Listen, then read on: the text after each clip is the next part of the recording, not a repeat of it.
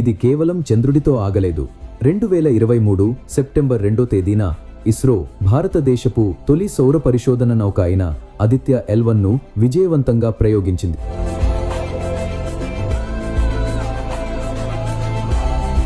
సూర్యుని రహస్యాలను ఛేదించేందుకు భూమి నుండి 15 లక్షల కిలోమీటర్ల దూరంలో ఉన్న లాగ్రాంజ్ పాయింట్కు ఈ నౌక ప్రయాణించింది. ఈ ప్రయాణం ఇంకా ముగియలేదు.